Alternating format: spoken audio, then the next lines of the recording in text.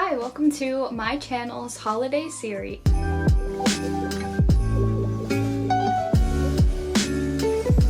In this series, I'm going to be showing you tons of resin ideas that you can either make for a loved one during the holidays, or you can use these as ideas to sell in your personal resin shop. Each video will be an in-depth tutorial with all of the supplies linked in the description, and I have very carefully chosen items that I know sell really well and make great gift ideas. Subscribe and turn on the bell if you don't want to miss a single video in this series, and don't forget to leave a like if you enjoy it. Lastly, all of these items I make in these videos will be for sale on my website, www.megdionart.com. Now let's get into today's idea.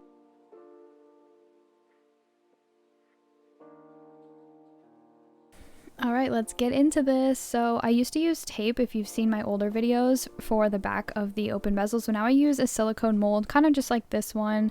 That way there's no tape residue left on the back of the earrings, because that's personally been an issue I've run into, and I've seen comments of you guys, feeling the same way and that's happened to you. So this is my new updated method I came up with to avoid that. So I just take some tape and clean off the molds before I place my open bezels on, and then I kind of push them down just to make sure they're really sturdy and no resin seeps out. But even if resin does seep out, which does happen in this video, I will show you exactly how to fix that. It is not a big deal. You haven't ruined your work.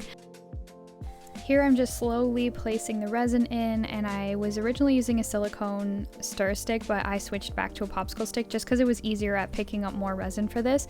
And I don't pour the resin in all at once in like a pour. I do it little by little with a stick just because I don't want to over pour. And then I put my heat gun on a lower setting. This is just optional if you do have this type of heat gun. That way the air coming out is a little bit softer and doesn't blow the resin everywhere. So I just kind of do that, pop the bubbles before placing the flowers in, and I place them in backwards so that the mold side ends up being the front. And these flowers were a little bit too big for this mold, but I still made it work. After placing them in, I push down on them. That way if there's any bubbles trapped underneath them, they come out. Otherwise it'll cure as just a big hole, maybe like on top of the flower or just at the front of the earring, and we don't want that.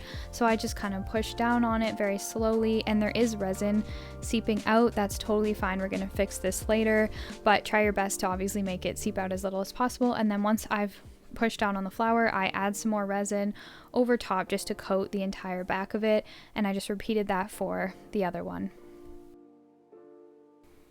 And then I get my heat gun out after, and again just kind of repeat that process for the rest of them. I've kind of shown you everything new for this portion of the video, so now I'll just chat with you guys while we watch me repeat the process. How are you doing? I hope that you guys are liking this holiday series. If you have any suggestions, please leave them down below. Like I've said in like all my recent videos, my leg's broken, so this is really keeping me occupied. So I would love to make lots more tutorials. Even if you see this video after the holiday season, I would still really like to hear some suggestions of what you want to see from me going forward, or anything new you think I should try. 24 hours later, after we have completed that process, it's time to take them off the mold. As you can see, a ton of resin spilled out of this one, but don't panic, you have not ruined your work. I'm going to show you how to fix it in the easiest way possible.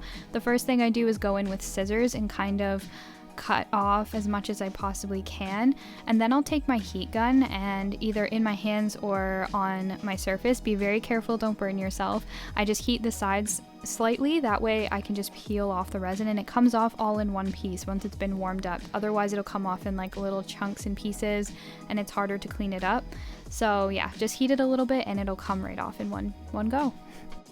And if things don't work out perfect, or we make quote mistakes, that's totally okay, because every time we pour we get a little bit better, and that is the goal with this. We're not going to be perfect, we're not going to be amazing the first time we pour resin, or even the first few times. It took me like 2 years to even get to the point where I could sell my work to people that didn't know me other than friends and family. So 1% better every day is better than not doing anything at all. It takes time. So be patient with yourself, you will get there, and I'm here to help. Reach out to me anytime on my Instagram at megdionart if you need help.